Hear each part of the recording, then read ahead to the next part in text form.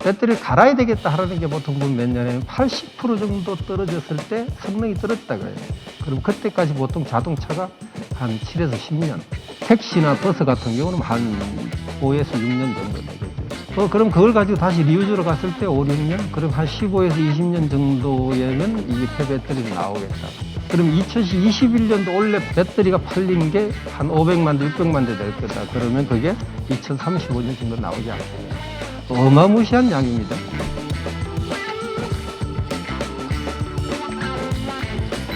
지금 이제 배터리 재활용과 관련돼서 이제 굉장히 이제 핫 이슈가 됐습니다. 이게 한국뿐만이 아니라 전 세계. 제가 7월에 헝가리, 폴란드, 독일도 갔다 왔는데 뭐 각 나라가 모두 다 굉장히 큰 이슈가 되어 있습니다.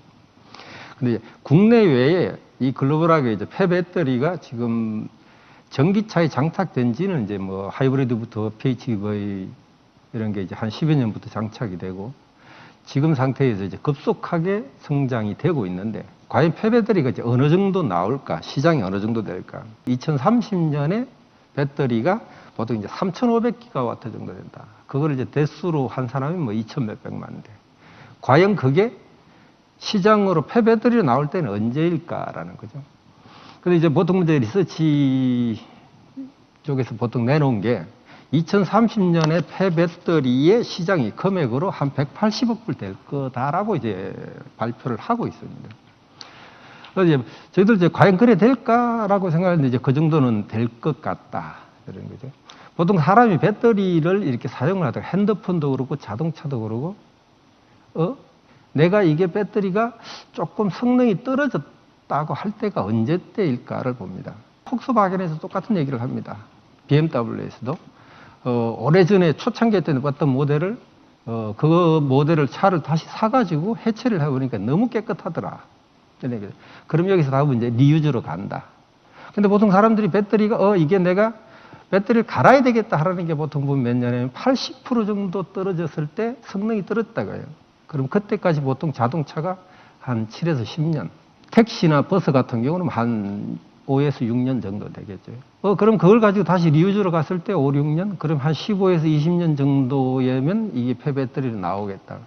그러면 2030년대 사용됐던 2천만 대의 배터리가 2040년, 45년 정도 이제 나올 거다. 그럼 2021년도 원래 배터리가 팔린 게 한 500만 대, 600만 대 될 거다. 그러면 그게 2035년 정도 나오지 않겠냐. 어마무시한 양입니다. 자동차 한 대에 500km 정도, 0.5톤, 0.6톤 정도 가는 게. 그러면 500만 대 팔면 250만 톤이에요. 이동만 해도 어마어마합니다. 컬렉션한데 엄청나고요. 시장은 무지무지하게 크다라고 말씀드릴 수 있고요. 그게 지금 매년 팔리는 자동차 대수가 배터리가 지구상의 소비자한테서 계속 차곡차곡 쌓인다고 보시면 됩니다. 그게 언젠가는 돌아오겠죠. 그다음에 언젠가는 환경 이슈 문제가 될 거고, 아까 자원의 이슈가 문제일 거고, 프라임은 광산에서 캘 때 전 세계 지구 환경 문제가 급속하게 CO2부터 대두될 겁니다. 그런데 시장은 저희들도 이제 생각 시장은 엄청나게 커진다. 그게 이제 2030년을 기점으로 저희들 예상은 28년, 30년을 기점으로 한 180억 불, 40년을 기점으로 한 700억 불 되지 않을까 그렇게 예측을 하고요.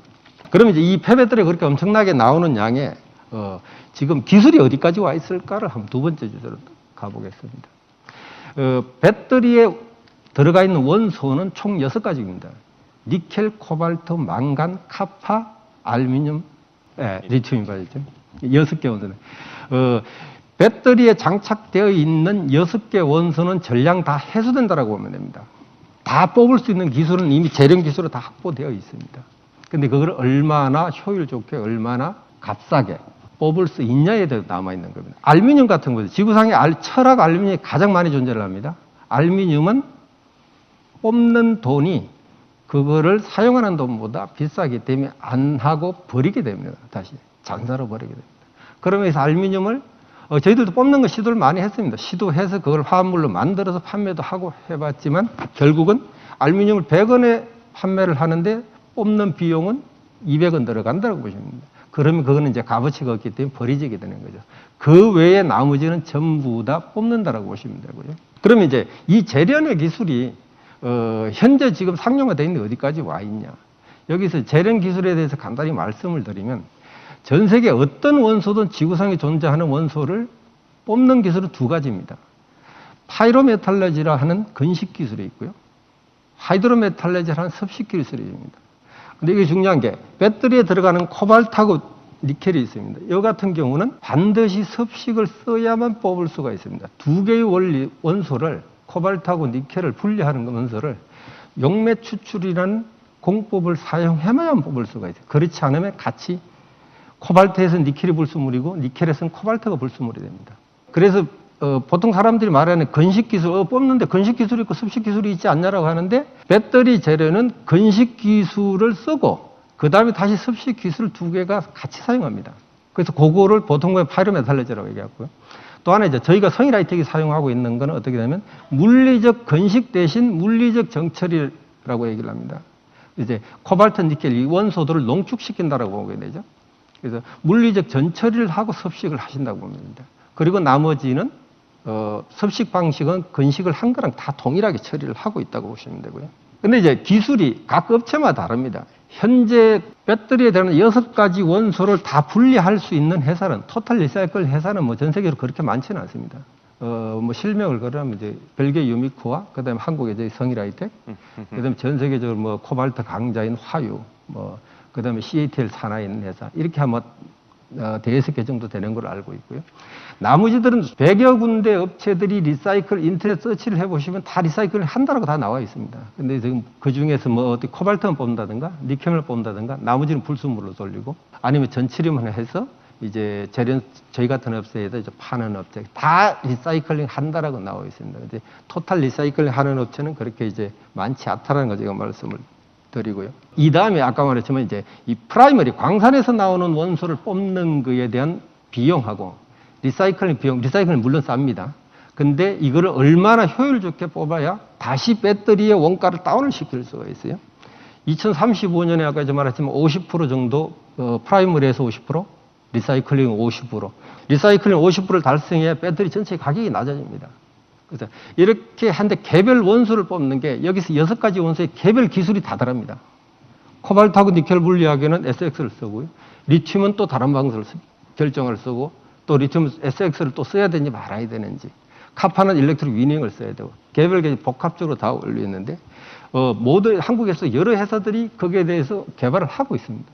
간단한 예로 리튬 같은 경우는 수소로 환원시키는 방법이 있고요. 카본으로 환원시키는 방법이고 그래서 수침출을 간다든가 어떤 회사는 전기로 분리막을 통해서 리튬만 농축시키는 방법이 될 거예요. 이게 물론 아직도 이론적으로는 다 되는데 상용화는 되어 있지 않습니다. 뭐 일부에서는 지금 파일럿 프렌트를 거리를 하는 사람도 있고 그건 이제 각자 개별 회사들이 어떻게 하냐에 달려 있습니다. 그래서 기술은 여기서 리사이클링, 배터리 리사이클링에 대해서는 이제 한 20, 30년 동안 왔기 때문에 기술은 어느 정도 확립되어 있다. 다 뽑을 수 있다. 그다음에 그걸 더 어느 정도 더 효율화 시킬 수 있는 것은 개별 업체들이 지금 계속 노력을 하고 있다라고 보시면 되겠고요. 이 탄소 중립 시대의 세 번째로 넘어가서 탄소 중립 시대에 이제 LIB 재활용이 왜 중요한가? 지금 이제 우리도 대통령께서 발표를 하셨습니다. 예, 탄소 중립을 선언을 하셨죠. 그거의 핵심이 CO2를 얼마나 절감을 하려는 거죠. 저희가 조사한 거, 저희들 회사 자체에서 조사한 거, 그 다음에 이제 미국의 L 업체에서 조사한 거, 예를 들어 보면, 아직까지 이제 이게 뭐 공인은 받지 않았지만, 배터리 리사이클링에서 생산한 코발트, 니켈, 리튬이 프라이머리 광산에서 한 것보다 CO2 발생량이 65에서 한 70% 줍니다. 실제로 저희들 계산해 보면. 그러면 이제 이 배터리 같은 경우, 리사이클링을 하지 않으면 카본 풋프린트를 낮출 수가 없어요.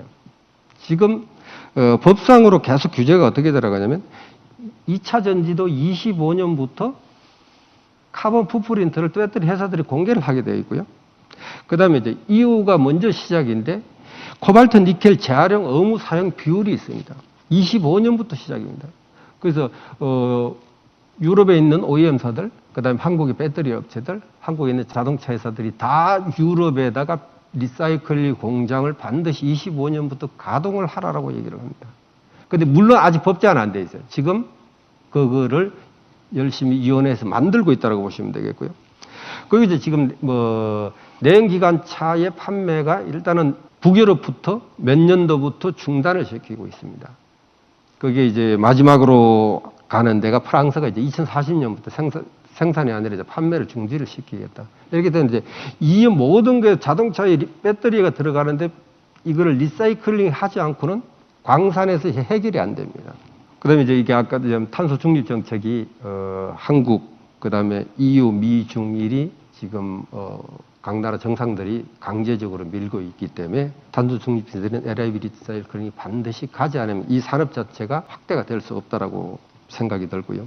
마지막으로 이제 저희 회사 말씀을 간단하게 드리면요. 저희가 이제 제가 2000년 회사를 설립하고 나서 배터리 리사이클링은 2008년부터 시작했습니다. 10여 년에 이제 국가과제 제가 이제 항시 산업부하고 환경부 분들한테 이제 감사하다는 말을 제가 많이 합니다.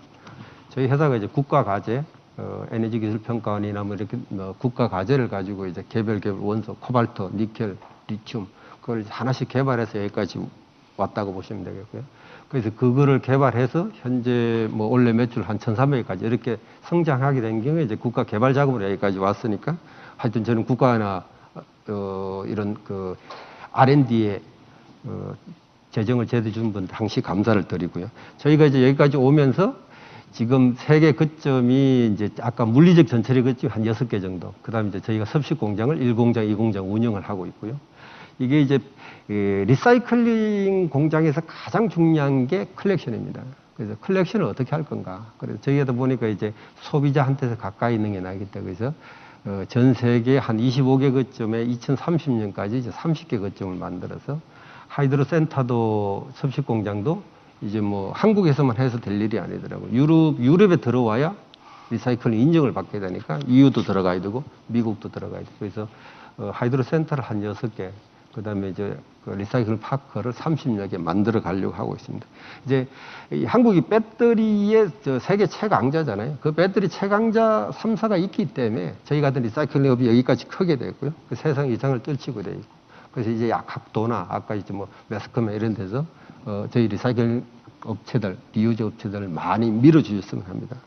근데 이제 또 부탁이 하나 있다면, 배터리 제조하시는 분들, 그 다음에 팩 설계하시는 분들, 자동차 설계하시는 분들이 배터리 모듈 팩을 설계 시에, 리사이클링 쉽게, 해체가 분리가 쉽게 했으면 하는 바람이 있습니다. 감사합니다.